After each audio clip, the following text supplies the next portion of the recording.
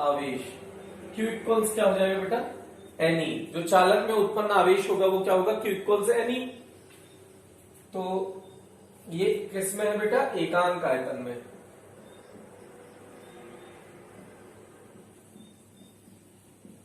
उपस्थित आवेश,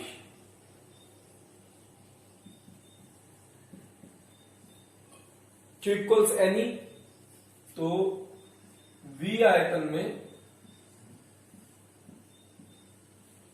Q equals Ni into V। ये V आयतन है बेटा, कैपिटल V से लिखा है। अब V इक्वल्स, इसकी लंबाई L है, area of cross section A है, अनुप्रस्थ काट का क्षेत्रफल A है, तो इस V को लिख सकते हैं Ni V बराबर A इंटू L, ऐसे लिख सकते हैं। तो ये हो गया बेटा V आयतन में उपस्थित आवेश। अब हम जानते हैं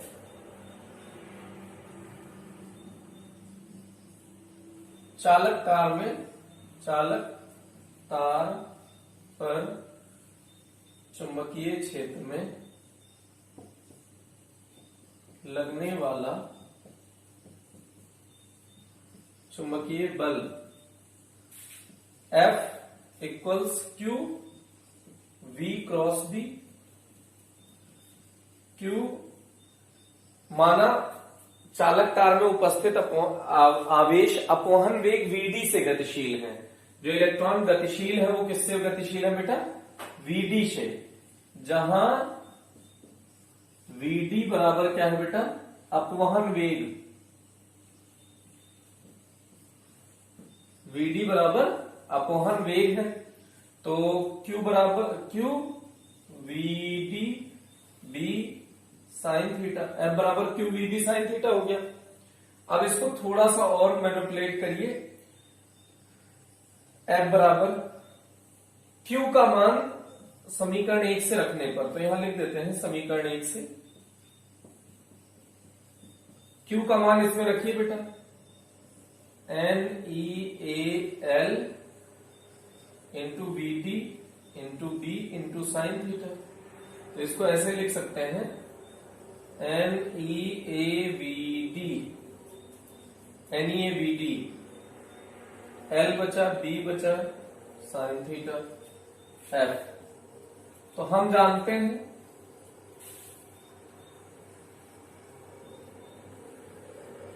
I बराबर NeAVD, अतः F बराबर क्या हो जाएगा बेटा, NeAVD की जगह क्या लिख दे, ILB साइन थीटा। ये फॉर्मूला क्या बन गया बेटा, ILB साइन थीटा। तो इसको जल्दी से नोट कर लीजिएगा वीडियो पॉज करके। तो इसके बाद थोड़ा सा इसमें और है कैलकुलेशन। अब इसे अगर आपने नोट कर लिया और वीडियो पॉज करके, तो इसका सदिश रूप देख लीजिए।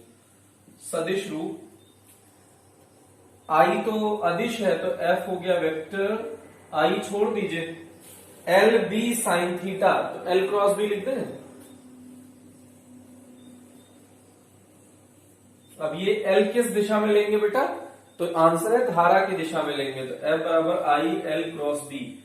ये फॉर्मूला हो गया सदिश रूप में। अब इसकी विभिन्न स्थितियां लिख लीजिए। विभिन्न स्थितियां, जब थीटा बराबर 0 डिग्री ले लें, अगर थीटा 0 डिग्री ले लें तो एफ इक्वल्स क्या हो जाएगा, आई एल बी साइन 0। तो साइन 0 की वैल्यू क्या होती है 0, तो ये हो गया 0, एफ बराबर 0। स्थिति सेकंड क्या है, जब थीटा बराबर 90 डिग्री, तो एफ इक्वल्स क्या हो जाएगा, I L B sine 90। Sine का अधिकतम मान 1 होता है, साइन 90 का मान 1 होता है, तो ये आई जो है एल और बी ये चेंज नहीं होगा, तो एफ क्या हो जाएगा बेटा, मैक्सिमम। एफ अधिकतम हो गया क्योंकि साइन का मान अधिकतम हो गया, वो कितना आ गया, I L B, I L B. बहुत लोग इस फॉर्मूले को ऐसे याद करते हैं, बेटा आपको ऐसे याद नहीं करना, हम बता ही देते हैं। F equals B I L sine theta, B I L B I L sine theta, F equals B I L sine theta. लेकिन बिल वाला आप याद मत करिएगा, नहीं तो गलत हो जाएगा, बाद में मिस्टेक होगी सदिश रूप में, क्योंकि इसमें होता है आई एल क्रॉस बी, मतलब एल बी, एल पहले आना चाहिए, बी बाद में आना चाहिए। तो अगर आई एल बी नहीं याद किए, बिल याद किए, तो आपको लगेगा कि एल बी क्रॉस एल है, और बी क्रॉस एल लिख देंगे, गलत हो जाएगा, आंसर पलट जाएगा बेटा। तो इसलिए ये वाला ट्रिक सब लोग ये बताते हैं कि I F equals B I L sine theta, लेकिन वो वाला ट्रिक उतना कारगर नहीं है, उतना बढ़िया नहीं है, इसलिए उसको यूज ना करें। आप लोग हमेशा यही वाला यूज करें, एफ बराबर I L B sine theta, F बराबर I L B sine theta. 10-5 बार बोले के आ जाएगा, लेकिन अगर हम लोग एक बार गलती कर जाते हैं, ट्रिक गलत याद कर लेते हैं, तो ये मिस्टेक हमेशा के लिए रहेगी। इसको जल्दी से वीडियो पॉज करो बेटा, नोट करो। ओके, तो आई होप कि आपने नोट कर लिया होगा। तो अब हम लोग इसमें आगे बढ़ते हैं। चुंबकीय बल की दिशा के ज्ञात करने के तरीके क्या क्या हैं। चुंबकीय बल को ज्ञात करने का तरीका, जैसे इसमें L क्रॉस B आया है, तो ये चुंबकीय बल है, तो L की दिशा में ले जाओ, B की दिशा में मोड़ो, तो अंगूठा चुंबकीय बल को प्रदर्शित करेगा। एक तरीका ये हो गया। दूसरा तरीका, अब इसको हम लोग सिस्टमेटिक फ्लेमिंग के बाएं हाथ के नियम से पढ़ते हैं। किससे? फ्लेमिंग के बाएं हाथ के नियम से। इसको इरेज कर रहे हैं बेटा, नोट कर लीजिएगा।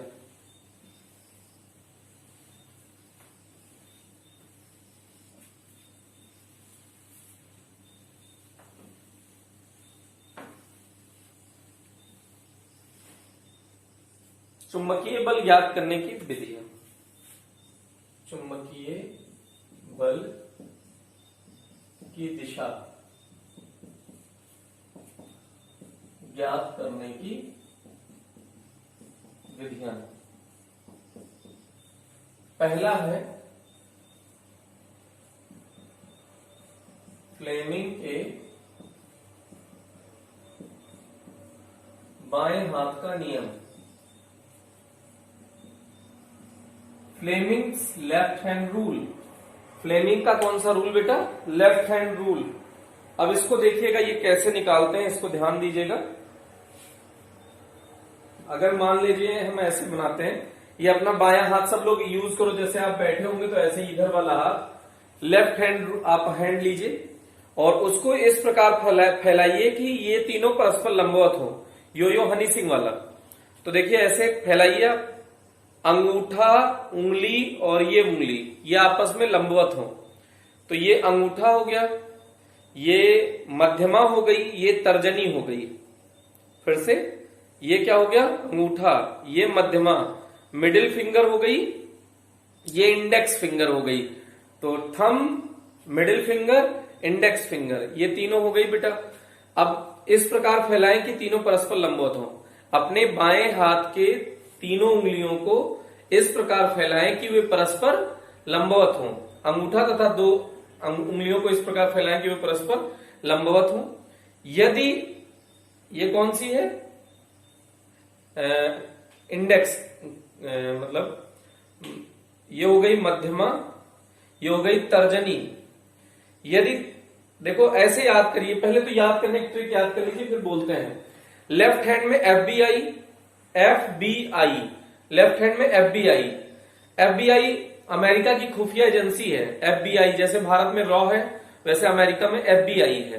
तो लेफ्ट हैंड में FBI, अगर आपकी नौकरी मान लो FBI में लग गई, तो राइट हैंड में VBI, तुरंत BB मिल जाएगी कि नहीं मिल जाएगी बेटा? तो ऐसे याद करो, VBI, VBI। फिर से लेफ्ट हैंड में FBI, तो राइट हैंड में VBI। इसको ध्यान रखिएगा। FBI, यदि अपने बाएं हाथ की तीनों उंगलियों को इस प्रकार फैलाएं कि वे परस्पर लंबवत हो। यदि तर्जनी चुंबकीय क्षेत्र की दिशा को, मध्यमा चालक में प्रवाहित होने वाली धारा की दिशा को प्रदर्शित करे, तो अंगूठा चालक में लगने वाले बल की दिशा को प्रदर्शित करेगा। चालक पर लगने वाले बल की दिशा को प्रदर्शित करेगा। ये हो गया। अब इसी को भाषा में लिख लीजिएगा। अगर इसको डायग्राम में थोड़ा सा बनाएं तो ऐसे कुछ हो जाएगा।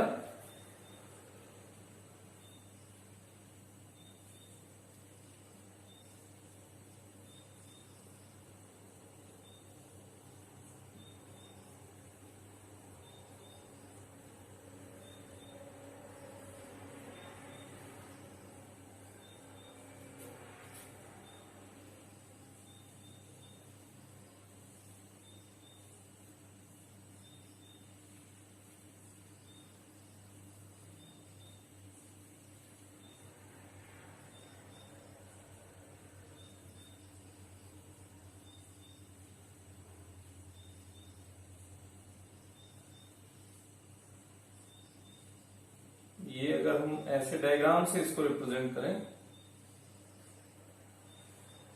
थोड़ा बहुत फीलिंग आएगी आपको, उतनी बढ़िया वाली फीलिंग तो नहीं आएगी, लेकिन ऐसे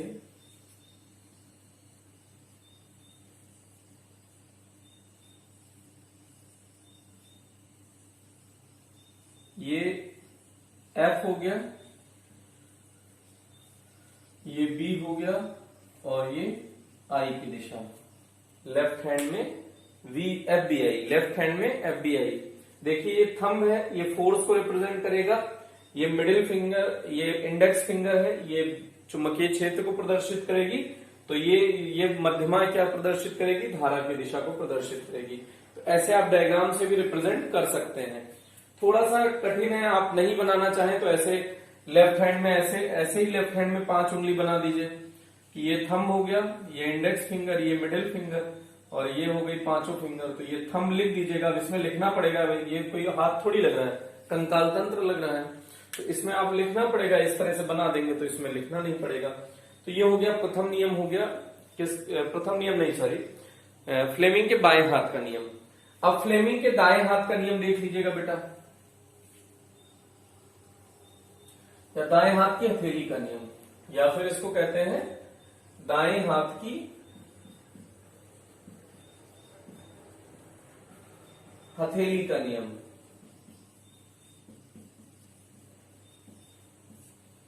अब इसमें अपने दाहिने हाथ को इस प्रकार फैलाएं, अपने दाहिने हाथ को इस प्रकार फैलाएं कि चारों उंगलियां और अंगूठा परस्पर लंबवत हो। तो यदि चारों उंगलियां प्रवाहित होने वाली धारा की दिशा को प्रदर्शित करें और अंगूठा अंगूठा चुंबकीय क्षेत्र की दिशा को प्रदर्शित करे, तो हथेली को धक्का देने की दिशा चालक पर लगने वाले बल की दिशा को प्रदर्शित करेगा। फिर से, यदि चारों उंगलियां धारा की दिशा को प्रदर्शित करें, अंगूठा चुंबकीय क्षेत्र की दिशा को प्रदर्शित करे, तो हथेली को धक्का देने की दिशा चालक पर लगने वाले बल की दिशा को प्रदर्शित करेगी। ओके, या फिर ऐसे कर सकते हैं, यदि इसको दूसरे तरीके से बोल सकते हैं, ये भी बहुत पॉपुलर है, मतलब जो हमने पहले बताया उससे ज्यादा पॉपुलर दूसरा वाला है। यदि चारों उंगलियों को वैद्युत धारा की दिशा में ले जाएं, मतलब प्रथम सदिश की दिशा में ले जाएं, और हथेली चुंबकीय क्षेत्र की दिशा को प्रदर्शित करे। यदि चारों उंगलियां वैद्युत धारा की दिशा तथा हथेली चुंबकीय क्षेत्र की दिशा को प्रदर्शित करे, तो अंगूठा चालक पर लगने वाले बल की दिशा को प्रदर्शित करेगा। अब ये आप जल्दी से 1-2 बार बोलिए, क्योंकि ये बहुत इंपॉर्टेंट है बेटा। अब इसका थोड़ा सा यूज बहुत है। अब इसका यूज देखिएगा क्या है। पहले हम लोग चित्र बना देते हैं, थोड़ा बहुत आइडिया लग जाएगा आपको कि क्या कह रहे हैं हम। तो मान लेते हैं कि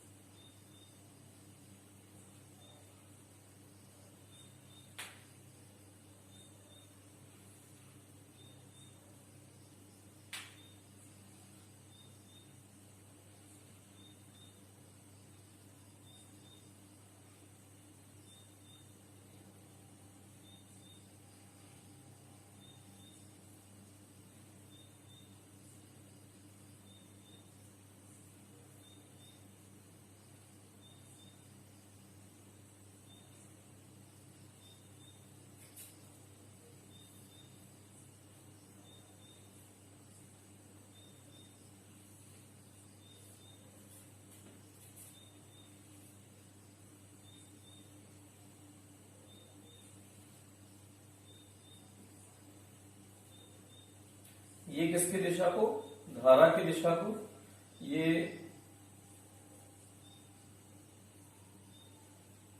चुंबकीय क्षेत्र की दिशा को, तो हथेली को धक्का देने की दिशा लगने वाले बल की दिशा को प्रदर्शित करेगी। तो ये हो गया द्वितीय नियम बेटा। इसको थोड़ा सा ठीक बना सकते हैं।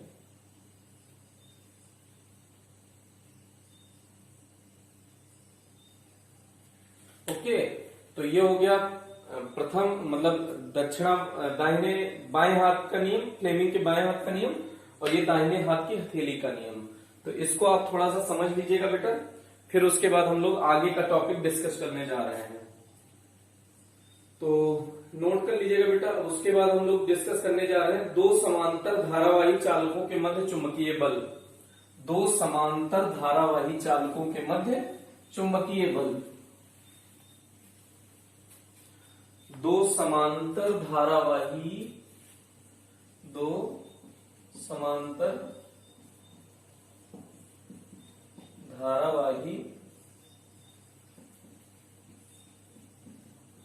चालकों के मध्य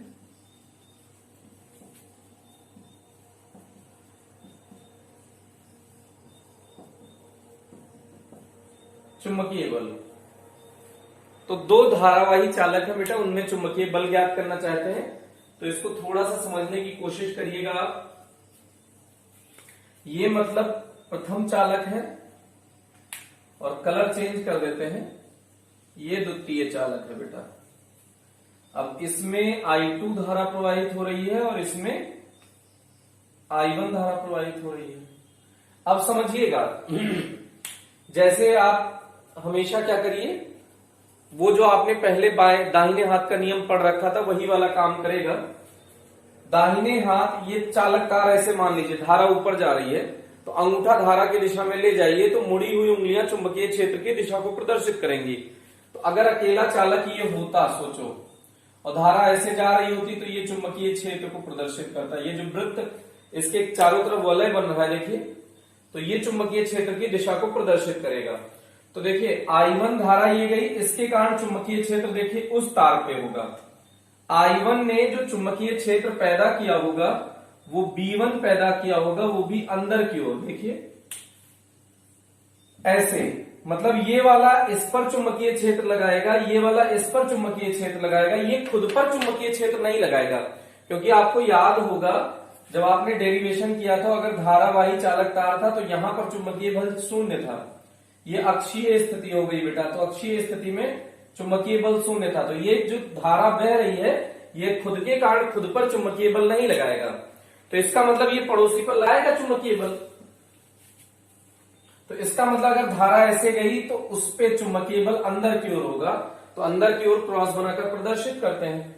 ऐसे सोचिए, ये वाले तार में धारा ऊपर जा रही है तो अंगूठा ले जाइए, इसके कारण इस तरफ, उस तरफ तो अंदर है लेकिन उंगलियां मोड़ते हुए लाइए इधर, तो इधर बाहर की ओर है। तो इस वाले में अंगूठे I2 के दिशा में अंगूठा ले जाइए और इस I1 पे किधर है उंगलियां, बाहर की ओर। तो यहां पर चुंबकीय क्षेत्र बाहर की ओर लगेगा और उसका मान कितना होगा बेटा, इसने पैदा किया है I2 ने, तो चुंबकीय क्षेत्र B2 हो जाएगा। सबसे मुश्किल काम यही है इसमें ये जानना कि जो I1 धारा है उसने जो चुंबकीय क्षेत्र पैदा किया होगा वो B1 पर पैदा किया होगा, और जो I2 धारा प्रवाहित हो रही है उसने जो चुंबकीय क्षेत्र पैदा किया होगा B2, वो प्रथम तार पर पैदा किया होगा। अगर इस तार का नाम P है, इस तार का नाम Q है, तो P ने Q पर चुंबकीय क्षेत्र पैदा किया है और Q ने P पर चुंबकीय क्षेत्र पैदा किया है। तो अगर चुंबकीय क्षेत्र पता चल गया तो अब बल की दिशा भी ज्ञात कर सकते हैं फ्लेमिंग के नियम से। फ्लेमिंग के बाएं हाथ का नियम ज्यादा पॉपुलर है। देखो FBI, अब यहां पर I ऊपर की तरफ जा रही है, देखिए ऊपर की तरफ कर दीजिए, ऐसे तीनों उंगलियां परस्पर फैलाइए बेटा। ऐसे सोचो ये तार है, तार में धारा ऊपर की ओर जा रही है, तो FBI, तो इसको ऊपर की तरफ करिए। लेकिन चुंबकीय क्षेत्र बाहर की ओर है, तो पहले इसको ऐसे पकड़ के, इस उंगली को पकड़ के बाहर कर लीजिए। ऐसा देखिए, चुंबकीय वैद्युत धारा ऊपर जा रही है, चुंबकीय क्षेत्र बाहर है। इस वाले तार पर देखिए चुंबकीय क्षेत्र बाहर की ओर है, डॉट बनाया तो बाहर की ओर। तो देखिए धारा ऊपर की ओर, तो ये उंगली, ये बीच वाली उंगली ऊपर की ओर, ये उंगली आपकी तरफ हो गई क्योंकि चुंबकीय क्षेत्र बाहर है, तो अंगूठा इधर लग रहा है, इसका मतलब बल इधर लगेगा। तो इसको अगर 1 नंबर दे दें, इसको 2 नंबर दे दें, तो फोर्स ऑन 1 ये किसने लगाया, 2 ने लगाया, क्योंकि 2 ने चुंबकीय क्षेत्र पैदा किया है। ऐसे इस पे देखिएगा बेटा, I2 किधर जा रहा है, ऊपर, तो ये धारा ऊपर लीजिए और चुंबकीय क्षेत्र किधर है, अंदर। देखिए ये धारा की दिशा हो गई, चुंबकीय क्षेत्र अंदर, तो अंगूठा मेरी तरफ आया कि नहीं आया। ये बेटा जब प्रैक्टिस करोगे तभी आएगा। देखोगे कि मैं बहुत अच्छा कर रहा हूं, आपको कुछ नहीं आएगा। जब आप अपने हाथ से इसको यूज करेंगे तो ही आएगा। तो देखिएगा बेटा, धारा की दिशा में बीच वाली उंगली ले गए, चुंबकीय क्षेत्र अंदर की ओर, अंगूठा मेरी तरफ, तो लगने वाला बल इधर होगा बेटा। तो ये फोर्स ऑन 2 होगा बट ड्यू टू 1 होगा। तो इसका मतलब जब चालक तार में धारा समान दिशा में प्रवाहित होती है, जब चालक में धारा समान दिशा में प्रवाहित होती है, चालक तारों में धारा समान दिशा में प्रवाहित होती है,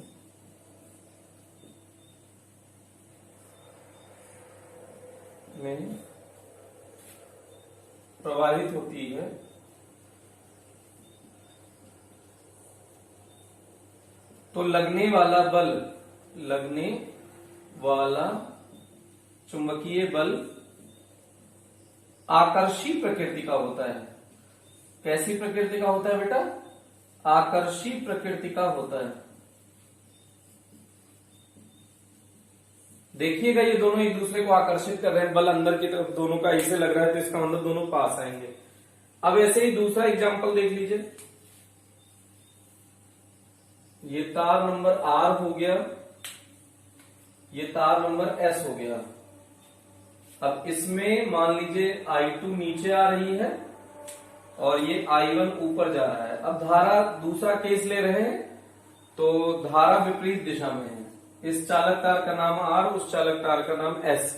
अब जल्दी से आप खुद बताओ, I1 ने जो इस पे चुंबकीय क्षेत्र पैदा किया होगा किधर होगा? जल्दी से अंगूठा लो, ऐसे अंगूठा ले गए, अंदर की तरफ जा रही है ना चारों उंगलियां दूसरे तार पे, तो इसका मतलब अंदर का मतलब क्रॉस। लेकिन ये पैदा किसने किया है? इसने पैदा किया है ब्लैक कलर वाले पेन वाले ने, इसलिए इसका नाम B1 पड़ा, क्योंकि I1 ने पैदा किया है तो B1।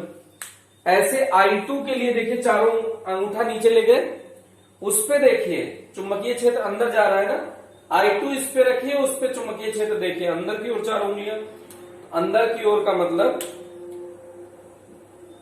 क्रॉस, और ये क्या होगा? B2। I2 ने इसको पैदा किया तो इसलिए इसका नाम B2। अब देखिएगा बेटा, फोर्थ देख लीजिए, वही तरीका, लेफ्ट हैंड रूल लगाइए। धारा की दिशा में चारों, ये उंगली ले जाइए बीच वाली, धारा की दिशा में, ये वाली उंगली चुंबकीय क्षेत्र की दिशा में अंदर की ओर, तो चुंबकीय क्षेत्र अंदर की ओर, तो बल इधर लग रहा है बेटा। तो ये बल किधर लग गया बेटा? ये फोर्स ऑन 1 ड्यू टू 2। अगर इस चालक तार का नाम 1, इस चालक तार का नाम 2 है। अब ऐसे इस पे देखिए, धारा नीचे जा रही है, चुंबकीय बल अंदर है, तो धारा की दिशा में बीच वाली उंगली करिए, और चुंबकीय बल अंदर की ओर है, चुंबकीय क्षेत्र, तो अंगूठा उधर की ओर जा रहा है, तो ये F21। बेटा जल्दी से इसको देखो आ गया कि नहीं आया। अगर ये सब लोग समझ चुके हो तो अब आसान रूल बताते हैं, लेकिन ये जानना जरूरी था बेटा, इस रूल को जानना जरूरी था। अब इससे आसान तरीका, जिधर धारा जाए चारों उंगलियां ले जाओ, जिधर धारा जाए चारों उंगलियां ले जाओ, और हथेली को चुंबकीय क्षेत्र की दिशा में रखो। मतलब चुंबकीय क्षेत्र बाहर है तो हथेली ऐसे, चुंबकीय क्षेत्र अंदर है तो हथेली ऐसे, धारा नीचे जा रही है तो ऐसे, चुंबकीय क्षेत्र अंदर है तो ऐसे, चुंबकीय क्षेत्र बाहर है तो ऐसे। बस इससे से सारा पता चल जाएगा। देखिए अब ये देखिए, धारा इधर जा रही है, चुंबकीय क्षेत्र बाहर की ओर है, धारा इधर जा रही है, चुंबकीय क्षेत्र बाहर की ओर, अंगूठा बल को प्रदर्शित कर दिया, देखिए उधर है। अब देखिए धारा ऊपर जा रही है, चुंबकीय क्षेत्र अंदर की ओर है, धारा ऊपर जा रही है, चुंबकीय क्षेत्र अंदर की ओर है, हथेली चुंबकीय क्षेत्र की दिशा में, तो बल अंगूठा इधर लगा रहा है नहीं। तो ये दूसरा ट्रिक है बेटा। ऐसे इसमें देखिए, धारा की दिशा में चारों उंगलियां ले जाइए, चुंबकीय क्षेत्र अंदर की ओर है, अंगूठा इधर आ गया, धारा की दिशा में चारों उंगलियां ले जाइए, चुंबकीय क्षेत्र अंदर है, अंगूठा उधर चला गया। तो ये दूसरा तरीका है। कोशिश करिए दोनों आए, और कम से कम दोनों नहीं तो ये सेकंड वाला आए। पहला वाला याद करने के पर्पज में यूज हो जाएगा, सेकंड वाला बहुत इजी है, तो उसको जरूर पता कर लीजिएगा। ठीक है भैया। तो उसके बाद ये आपने देख लिया कि जब इसमें, अब ये दोनों बल ऐसे धक्का मार रहे हैं एक दूसरे को, जब चालक तारों में विपरीत दिशा में धारा प्रवाहित होती है, विपरीत दिशा में धारा प्रवाहित होती है तो लगने वाला चुंबकीय बल कैसी प्रकृति का है बेटा? धक्का मारने वाला, प्रतिकर्षी प्रवृत्ति। कैसी प्रकृति? प्रतिकर्षी प्रवृत्ति का होता है। तो ये जल्दी से नोट कर लीजिएगा, वीडियो पॉज कर लीजिए, नोट कर लीजिए, फिर इसके आगे का डिस्कशन हम लोग आगे बढ़ते हैं। तो ये आपने शायद नोट कर लिया हो, तेजी से नोट करिए बेटा। इसमें सबसे इंपॉर्टेंट है डायरेक्शन निकाल के अभी चेक करिए, ये बात के लिए उधार मत रखिएगा बेटा, ठीक है? नहीं तो आपको आएगा नहीं।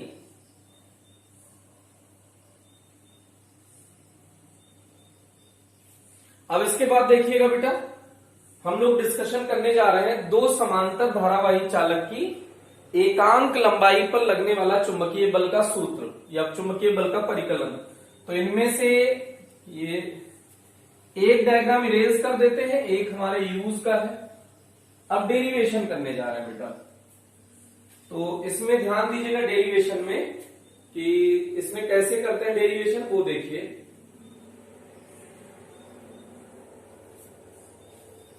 सबसे पहले I1 के कारण तार, ऐसे इसको नाम ऐसे दे दो PQ और इसका नाम दे दो RS। I1 धारा के कारण देखो हमको कुल मिला के निकालना है फोर्स। फोर्स का फॉर्मूला क्या होता है बेटा? ILB sine theta. थीटा किसके किसके बीच का होता है? L और B के बीच का। थीटा किसके किसके बीच का होता है? L और B के बीच का। तो ILB साइन थीटा। तो ये धारा इस पर बल अगर देखना हो तो I कितना है? I1। B कितना है इस पर, इस चालक तार पर? B2 है भैया, ध्यान देना बेटा। इस पर जो बल लगा है वो B2 के कारण ही तो इस तार पर बल लगा है। ये मिस्टेक होती है, जो यहां पे गलती होती है यही होती है। I1 B2 और फिर उसके बाद ILB, लंबाई तो इसकी L मान लीजिए। दोनों चालक तारों की लंबाई क्या है बेटा? L। तो I1 L B2 sine theta. ऐसे इसके लिए देख लो I2 L B1 sine theta. बस यही है, तो हमको सबसे पहले B1 चाहिए। तो I1 धारा के कारण RS तार पर उत्पन्न चुंबकीय क्षेत्र, ये हो जाएगा बेटा B1। चुंबकीय क्षेत्र का मान क्या हो जाएगा? B1। अब ये B1 बराबर क्या आ जाएगा? μ0/4 पाई 2I/R, ये फॉर्मूला होता है। लेकिन जो B1 पैदा हुआ है वो I1 के कारण तो पैदा हुआ है, तो इसलिए यहां I1 लिख दिया। ठीक, इसको 2 से कैंसिल आउट करके μ0/2 पाई I/R भी लिख सकते हैं, ये हमने बता दिया भैया। अब इसके बाद PQ चालक तार पर लगने वाला चुंबकीय बल। PQ चालक तार पर लगने वाला चुंबकीय बल F12 क्या हो जाएगा? ध्यान देना बेटा, F12 इस पे फोर्स I1 धारा के कारण लगा है। अच्छा, B1 निकालने हैं तो B1 RS पर, PQ चालक तार पर नहीं, RS चालक तार पर, क्योंकि B1 तो उसी पे लग रहा है ना बेटा। B1 किस पे लग रहा है? B1 इस पे लग रहा है। अगर देखिएगा, ध्यान दीजिएगा भाई, मिस्टेक यहां पे क्या होती है, अगर हम I1 के कारण देख रहे हैं तो इस पर बल लगेगा, और I2 धारा के कारण देख रहे हैं तो इस पर बल लगेगा। ये ध्यान दीजिएगा, क्योंकि देखिए I1 ने चुंबकीय बल उस पर लगाया है ना, चुंबकीय क्षेत्र उस पर पैदा किया है, तो I1 ने उस पर चुंबकीय बल लगाया होगा। चुंबकीय क्षेत्र जब पैदा किया तो चुंबकीय बल लगाया होगा।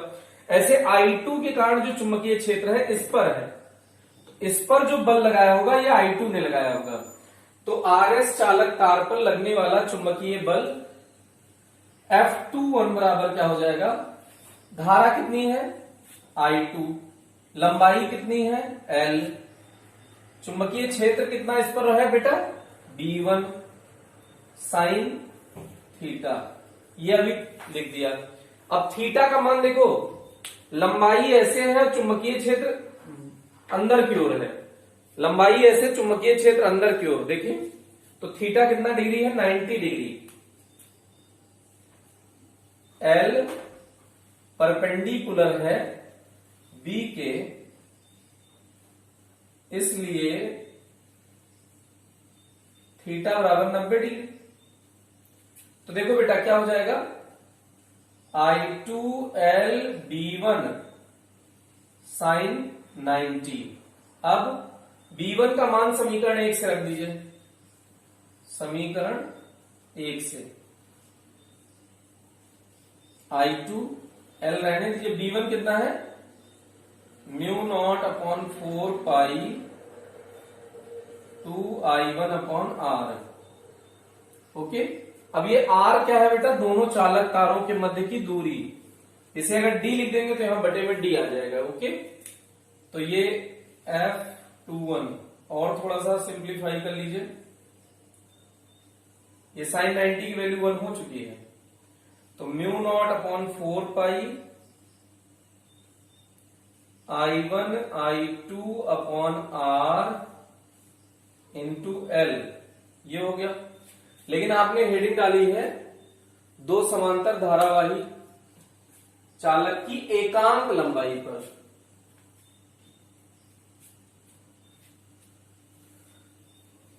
चालक की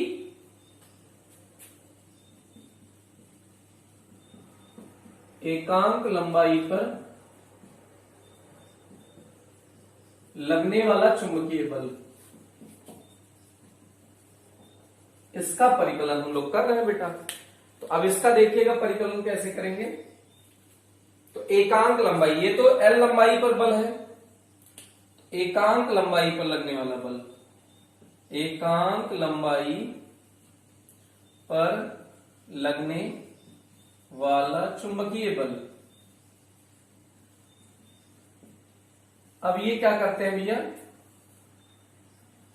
L से डिवाइड कर दीजिए, तो F21 अपॉन L, ये परिमाण में निकाल रहे हैं बेटा। अब इसको, अच्छा 2 और बचा था यहां, आप चाहे तो 2 से 2 कैंसिल कर देते हैं, तो म्यू नॉट अपॉन 2 पाई I1 I2 अपॉन R, इसका यूनिट क्या हो जाएगा न्यूटन पर मीटर। ये ध्यान दीजिएगा, सबसे मिस्टेक इसमें, कई किताबों में यूनिट गलत लिखी रहती है, तो ये क्या है बेटा न्यूटन पर मीटर इसकी यूनिट हो जाएगी। इसी प्रकार, अब दूसरे के लिए इतना मेहनत नहीं करेंगे, इसी प्रकार I2 के कारण PQ तार पर, I2 धारा के कारण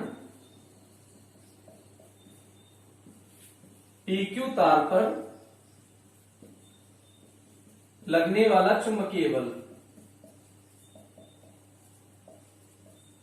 अब लगने वाला चुंबकीय बल का फॉर्मूला वही फिर से देख लीजिएगा। इस पर जब चुंबकीय बल निकालेंगे PQ पर, तो F12 होगा पहली बात, धारा कितनी जा रही है I1, L तो दोनों के लिए सेम है, चुंबकीय क्षेत्र कितना है B2 साइन 90। तो अब इसमें उतना नौटंकी फिर नहीं करेंगे, रिजल्ट सेम आ जाएगा। तो ये क्या हो जाएगा बेटा म्यू नॉट अपॉन 4 पाई I1 I2 अपॉन R, और ये F21 अपॉन L। समीकरण मान लीजिए कुछ, समीकरण 1 मान चुके हैं, तो ये समीकरण नंबर 2 हो गया, समीकरण नंबर 3। अब यहां पे भैया F12 और F21 विपरीत दिशा में है, तो चित्र से F12 अपॉन L का वेक्टर या magnitude F minus of F21 upon L, L से एल कैंसिल आउट हो गया, F21 इक्वल्स माइनस F12, ये दोनों एक दूसरे के विपरीत। अच्छा, ये न्यूटन की क्रिया प्रतिक्रिया नियम का पालन करते हैं, तो ये जल्दी से नोट कर लीजिए, फिर एक अंतरराष्ट्रीय परिभाषा बोल के खत्म किया जाए। ओके, तो अगर यहां पे सॉरी 2 से 2 कैंसिल आउट कर दिया था ना, तो यहां पे 2 होगा, क्योंकि ये फाइनली हमने 2 पाई के फॉर्म में लिख दिया है ना। है तो वैसे 4 पाई, लेकिन जब 2 से ये कट कर दिया तो इतना बचा। तो जल्दी से इसको वीडियो पॉज करिए, नोट करिए, फिर हम लोग थोड़ा सा एक अंतरराष्ट्रीय परिभाषा का डिस्कशन करते हैं।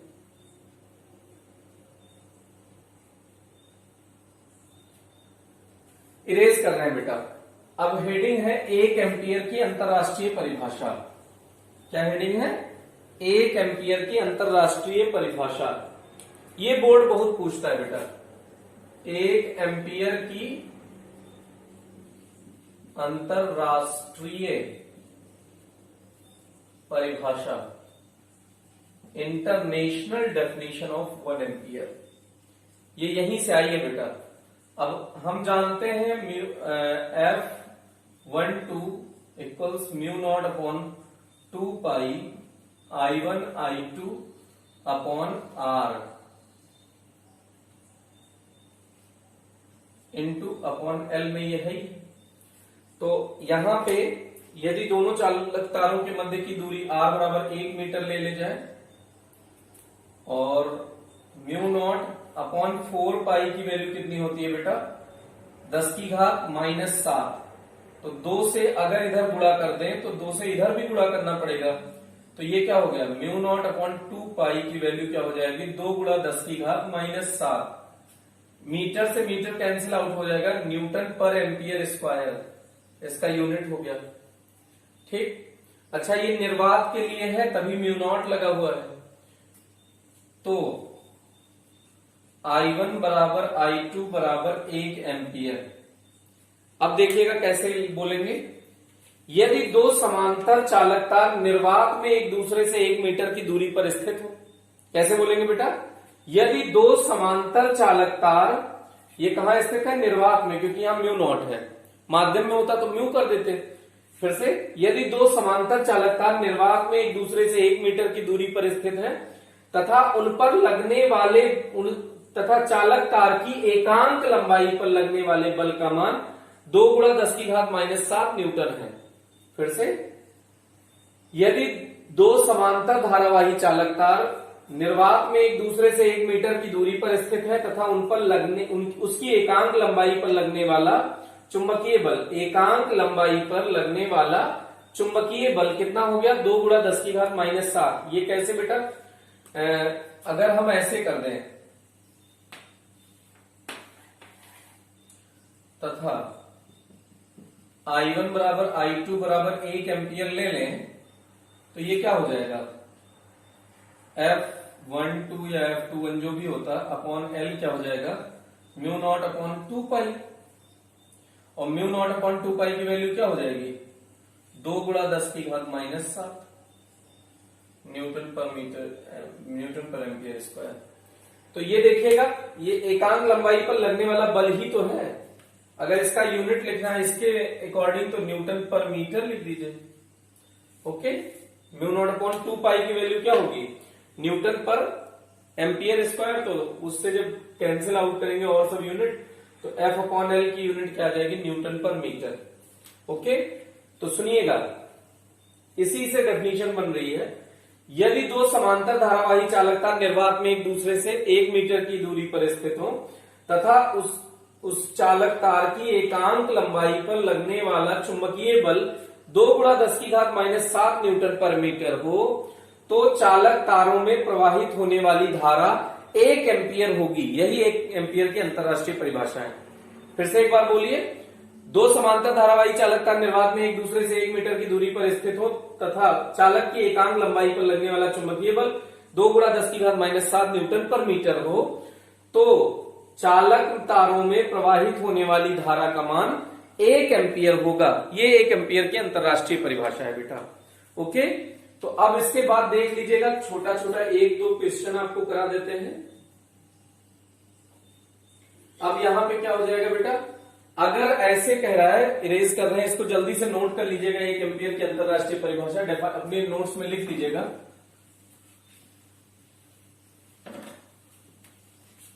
इस टाइप का क्वेश्चन बहुत पॉपुलर है बेटा।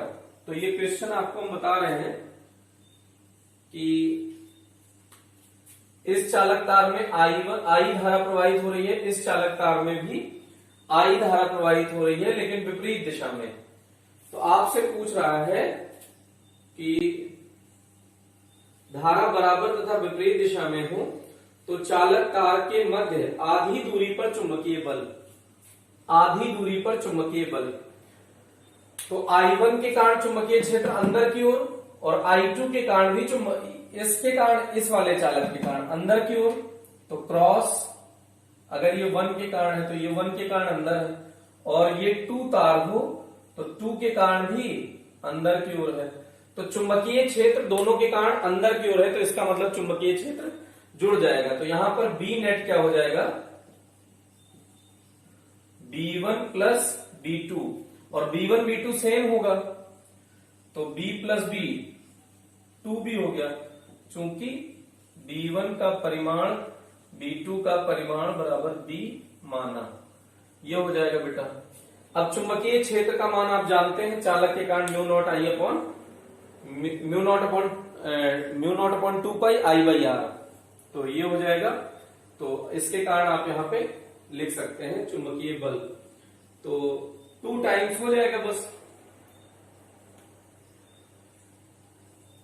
इनके बीच की दूरी कुछ r है अगर, तो आधी दूरी पर पूछा है, तो यहां से आधी दूरी कितनी हो जाएगी बेटा, ये ध्यान देना, ये r/2 हो जाएगा और ये r/2 हो जाएगा। तो जो दूरी लेंगे इसके कारण इस दूरी पर चुंबकीय बल, तो वो r/2 दूरी ले लेंगे, बस इतना सा आपको करना रहेगा। तो जल्दी से इसको देखिएगा, तो म्यू नॉट I/2, देखिए 2 इंटू म्यू नॉट I/, दोनों का सेम है, तो 2r, चालक तार से r दूरी पर चुंबकीय क्षेत्र। तो यहां r कितना हो जाएगा बेटा, r/2। तो ये 2 से 2 कैंसिल आउट हो गया, तो बचा क्या, 2 mu naught I/r, 2 mu naught I/r, ये आंसर हो गया। म्यू नॉट अपॉन 2 पाई था, सॉरी, म्यू नॉट अपॉन 2 पाई I/r, लेकिन I कितना हो जाएगा, वो सॉरी R कितना हो जाएगा, r/2। तो 2 से 2 कैंसिल आउट हो गया, तो ये पाई r इतना बच गया। अब ऐसे समान दिशा में धारा प्रवाहित हो रही होती, ये भी पूछता है, तो उनके मध्य आधी दूरी पर, मतलब r/2 पर फिर से पूछा है। तो अब इसके कारण देखिए धारा, ये चुंबकीय बल अंदर, चुंबकीय क्षेत्र अंदर की ओर, ये 1 के कारण है, ये 1 और 2, और 2 के कारण देखिए इधर धारा ऐसे जा रही है, तो चुंबकीय क्षेत्र बाहर की ओर हो जाएगा, तो इसके कारण डॉट, तो 2 के कारण डॉट और 1 के कारण क्रॉस। तो एक चुंबकीय बल अंदर की ओर है, एक चुंबकीय बल बाहर की ओर, चुंबकीय क्षेत्र बाहर की ओर है, तो बी नेट क्या हो जाएगा बेटा, B1 माइनस B2, तो B1 B2 बराबर है, तो ये क्या आ जाएगा, 0।